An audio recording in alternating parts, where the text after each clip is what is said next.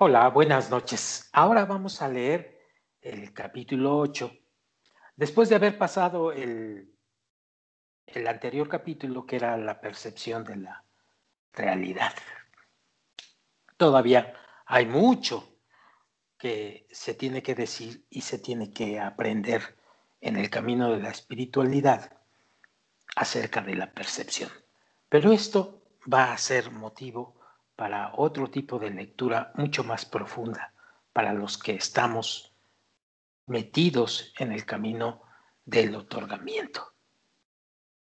Por lo pronto, vamos a seguir leyendo lo que nos aporta este grandioso libro de los mundos espirituales, escrito por el Dr. Lightman. Dice así, capítulo 8, la estructura de la espiritualidad. Los deseos de una persona, se llaman vasijas, las cuales pueden tener luz espiritual o placer. Sin embargo, en esencia, los deseos de uno deben ser similares a las cualidades de la luz espiritual. De lo contrario, la luz no podrá penetrarlos, de acuerdo a una ley que existe en la espiritualidad o en el otorgamiento y que es la ley de equivalencia de forma de los objetos espirituales, de la cual hablaremos más adelante, y en el camino espiritual interno de cada uno podremos obtener más revelación acerca de ello. La actividad de los objetos espirituales, ya sea cercanos o distantes, o fusionándose y unificándose, siempre se basa en el principio de la semejanza de las propiedades.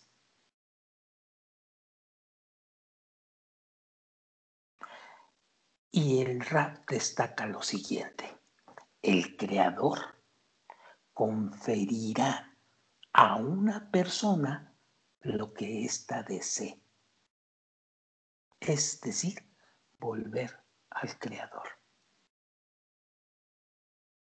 Por lo tanto, el corazón de una persona, que es su vasija, será llenada con la percepción del creador, al mismo grado con el que ha sido expulsado el egoísmo dentro de esa persona. Esto es de acuerdo a la ley de la equivalencia de las cualidades entre la luz y la vasija. Así, podemos, de hecho, dar inicio a nuestro ascenso espiritual a partir de cualquier condición en la que nos encontremos. Simplemente debemos darnos cuenta que de todas las condiciones posibles, variando desde la más alta hasta la más baja, el Creador ha elegido, y recalco aquí, el Creador ha elegido la situación en la que estamos actualmente como la mejor para comenzar en el sendero del avance espiritual. Es decir, por eso estás aquí, por eso estás oyéndome o por eso estás leyendo este libro. Por lo tanto, sigo leyendo, no puede haber otro esquema mental u otro esquema emocional o de circunstancias externas más apropiado o beneficioso para nuestro progreso que las circunstancias en las que nos encontramos. Aunque parezcan nada esperanzadoras o deprimentes. No importa. Al darse cuenta de esto, podemos regocijarnos con la oportunidad de pedir ayuda al Creador y de agradecerle, aun si estamos en la más desgraciada de las situaciones.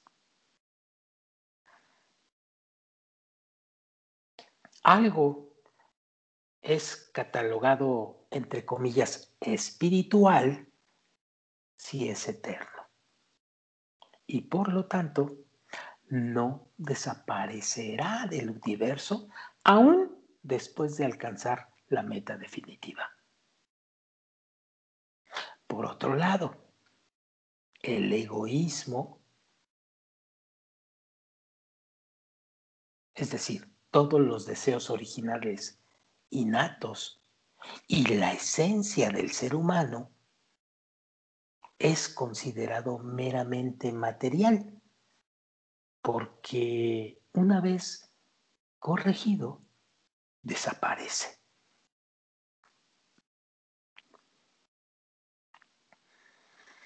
Nuestra esencia permanece hasta el fin de la corrección, cuando solo se cambia la forma.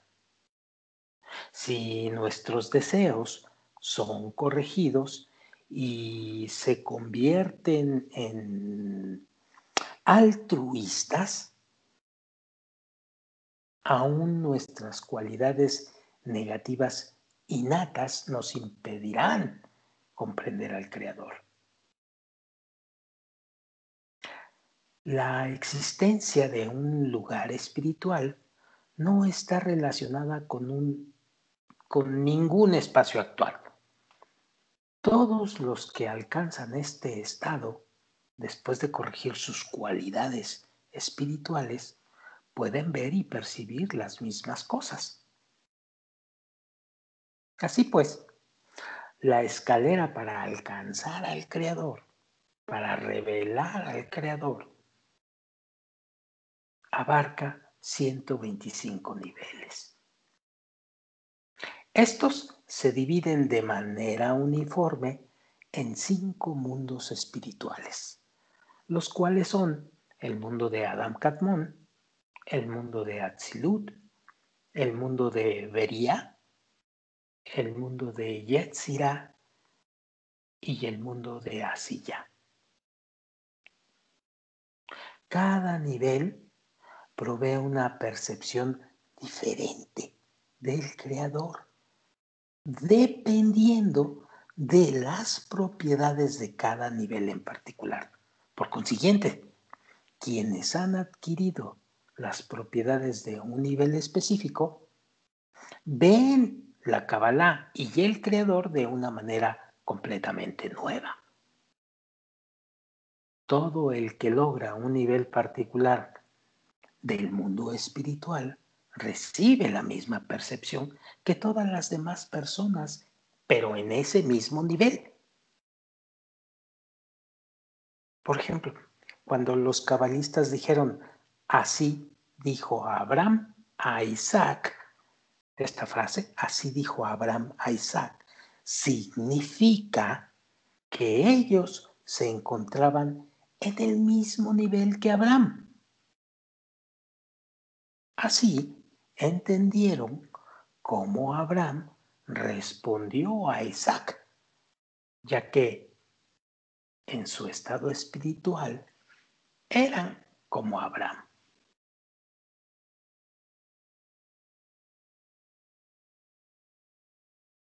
En el transcurso de su vida, el cabalista Rabbi Yehuda Ashlag alcanzó todos los 125 niveles.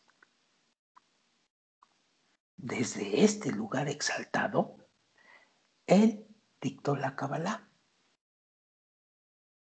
la cual somos capaces de disfrutar en esta generación. Desde este nivel, escribió su comentario sobre el Zohar. la obra maestra de la Cábala. Cada uno de los 125 niveles existe objetivamente.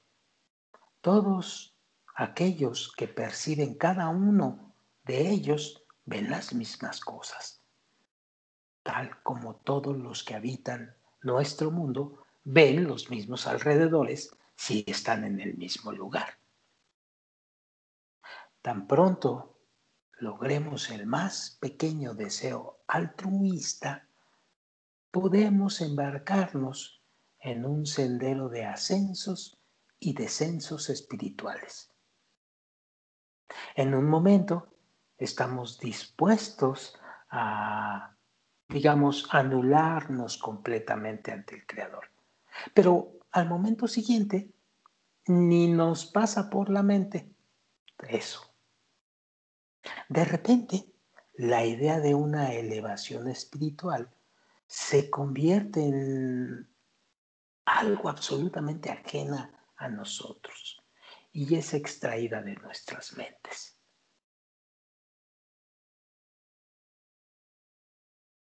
Esto es semejante, dice el Rab, a la manera en la que una madre le enseña a su hijo a caminar.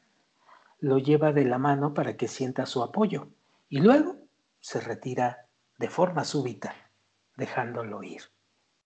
Cuando el niño se siente totalmente abandonado y carente de todo apoyo, se ve obligado a dar un paso hacia la madre. Solamente de esta manera puede aprender a caminar de manera independiente.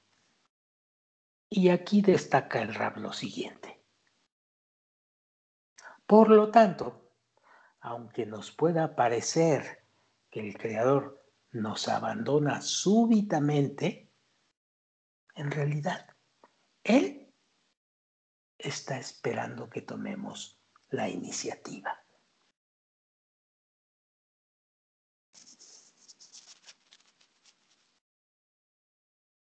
Se dice que el mundo superior se encuentra en un estado de reposo absoluto. La palabra reposo en el mundo espiritual implica que no hay cambios en el deseo. El deseo de conferir o el deseo de dar o el deseo de otorgar. Otorgar el bien nunca cambia. Siempre vamos a encontrar este deseo en la espiritualidad. Todos los actos y movimientos, tanto de nuestro mundo emocional interno, al cual vamos a llamar egoísta, como en el mundo espiritual altruista, tienen que ver con el reemplazo de un deseo anterior por uno nuevo. Si tal cambio no ocurriera, entonces nada nuevo habrá sucedido y no se producirá ningún avance. Esto se aplica aún si el deseo original persistente es vívido y muy intenso, sin proveer paz al individuo. Pero si el deseo es invariable y consistente, entonces no hay ningún movimiento. En ese sentido, cuando se dice que la luz superior está en un estado de reposo absoluto, significa que la voluntad del Creador de beneficiarnos es firme y constante.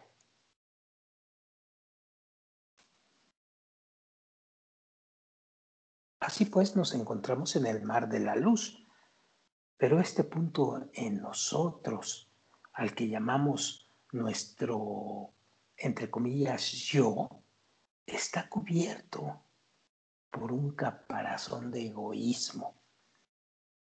Y en este estado somos incapaces de disfrutar la luz y simplemente permanecemos a flote.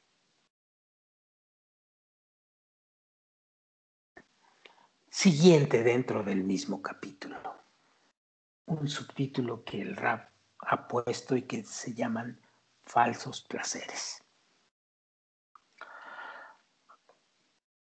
Los placeres de nuestro mundo, tal como son vistos por la sociedad. Y pueden dividirse en muchos tipos. Símbolos de estatus, que son riqueza, fama, de deseos naturales como familia, deseos criminales, que son como placeres experimentados a expensa de la vida de los demás, placeres ilegales, que son experimentados a expensas de la propiedad de los demás, placeres amorosos, etcétera, etcétera. Todos estos son entendidos por la sociedad, a pesar de que algunos de ellos sean condenados y castigados. Pero existe un cierto tipo de placer inaceptable en cualquier clase de sociedad y el cual siempre origina protestas. Hace que se gasten sumas cuantiosas en los intentos por combatirlo, pese a que el daño que causa a la sociedad es quizás el más insignificante. Por ejemplo, los drogadictos son por regla general gente sin pretensiones que está profundamente inmersa en sus sensaciones internas. Y surge la pregunta, ¿por qué entonces no les prohibimos a nuestros semejantes involucrarse en placeres que representan solamente una pequeña amenaza a la sociedad? ¿Por qué no simplemente, perdón, por qué no simplemente les damos la oportunidad de disfrutar sus nada pretenciosos placeres pacíficos, los cuales no hacen daño a otros, en comparación a los placeres criminales, ilegales y demás? La respuesta es que los falsos placeres nos distraen de nuestras verdaderas metas. Repito, la respuesta es que los falsos placeres nos distraen de nuestras verdaderas metas.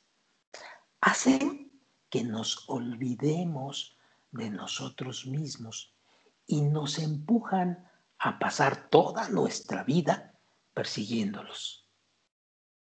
Era algo así como si estuviéramos aturdidos. Y entonces surge la pregunta, ¿será verdad entonces que todos los objetos que nos atraen son falsos placeres?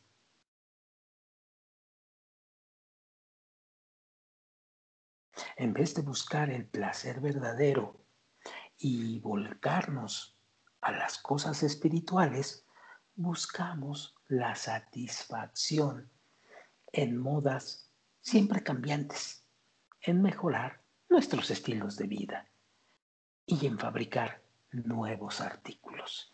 Es como si estuviéramos en una carrera para perpetuar los atractivos portadores de nuevos placeres. A no ser que sintamos que la vida no nos da suficiente satisfacción. Y destaca el Rab lo siguiente: tan pronto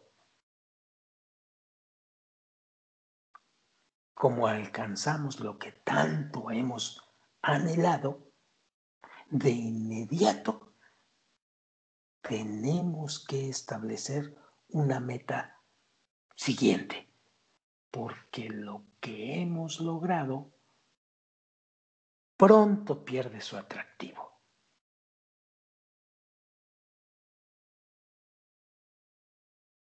Pero sin la esperanza de nuevos placeres, sin buscarlos ni perseguirlos, pareciera que no tenemos ningún incentivo para vivir. Por lo tanto, uno se pregunta, ¿no podría decirse que todas nuestras costumbres y estilos de vida, todo lo que perseguimos constantemente, no son más que otra clase de droga? ¿Cuál es la diferencia entre el placer del drogadicto y el placer derivado de lo mundano y material? ¿Por qué se opone el Creador, la supervisión divina, a los placeres derivados de las drogas? ¿Por qué nos hace aprobar legislación antidrogas en este mundo? ¿Por qué no aplicamos el mismo enfoque a los demás placeres materiales derivados de los objetos comunes de este mundo? Las drogas están prohibidas en nuestro mundo precisamente porque nos permiten escapar de la realidad. Hacen que seamos incapaces de encarar los soplos y la belleza de la vida, los cuales son causados por la ausencia de placeres egoístas. Estos soplos son, de hecho, medios para reformarnos, dado que solamente una pequeña parte de la población se vuelca a la religión y a la Kabbalah con el propósito de cambiar. Así, paradójicamente, dirigimos nuestra mirada al Creador en tiempos de dificultad, cuando somos sacudidos por el dolor. Es raro que no nos apartemos del Creador durante estos tiempos duros, ya que fue Él el que nos envió el sufrimiento. Así pues, las drogas son una fuente de falso placer y por lo tanto prohibidas. Aquellos que caen en la influencia de las drogas están bajo una ilusión de placer que les permite encontrar el sendero hacia el verdadero placer espiritual. Por esta razón, las drogas son vistas por la sociedad de manera subconsciente como la más peligrosa adicción, aunque haya quienes digan que éstas no representan ningún peligro inmediato para otras personas. Bien, con esto terminamos el capítulo 8 y la próxima vez vamos a leer el capítulo 9, que nos va a meter a una condición que tenemos todos cuando crece mucho el dolor y el sufrimiento provocado por nuestro egoísmo. Es decir, siempre tenemos una súplica de ayuda. Pero este es tema del capítulo 9. Gracias y nos vemos próximamente.